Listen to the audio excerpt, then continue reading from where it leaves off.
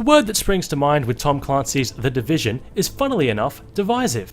Ubisoft's bid into the MMORPG genre has all the classic hallmarks. Mob spawns, loot grinds, statistics, all designed to keep you playing, but where you're not having much fun. It's the kind of game that divides audiences. Some will like it, others will hate it. The Division tells a story of a virus epidemic in modern-day New York City. As a sleeper cell agent of a government branch known only as The Division, the player is tasked with restoring peace and order to the city streets. The concept is classic Tom Clancy material and overall is interesting enough to keep the player progressing. The plausibility and realism of the scenario is a much welcome change, considering most apocalyptic stories like this usually involve zombies or mutants. Gameplay consists of cover-based shooting, resembling Destiny's gameplay but with more of a focus on cover-based tactics. Players enter an area, defeat enemies, collect loot and then move on. This process is repeated infinitely and never evolves past this.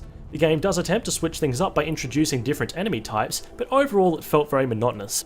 Thankfully, the mechanics themselves are satisfying.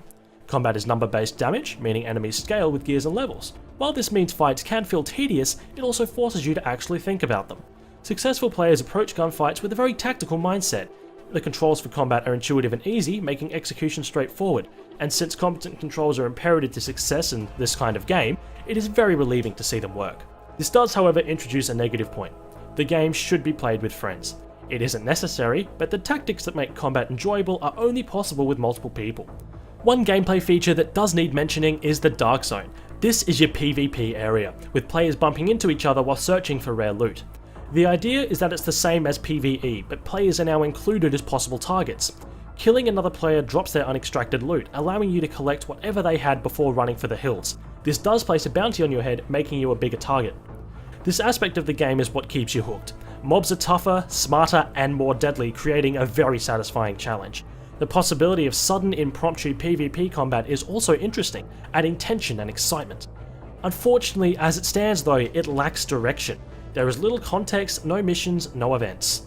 There is talk of special events taking place in the future, so perhaps this will be solved with time. Visually, the game is fantastic, and it's the one outstanding aspect the game has to offer.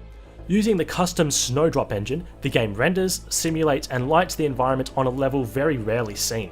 The effect is most noticeable during snowstorms. Once rolled in, visibility drops to the point where it becomes impossible to see anything. Enemies are harder to spot, cover is much harder to scramble for, and the places you've been before look unfamiliar. It's a very fascinating and a very unique way of creating variation, forcing players to very quickly adapt to the different conditions. It is a shame that despite this beautiful visual effect, the game has some very lackluster texturing. Pop-ins occur way too often, with most remaining a blurry mess for several seconds or even longer before updating.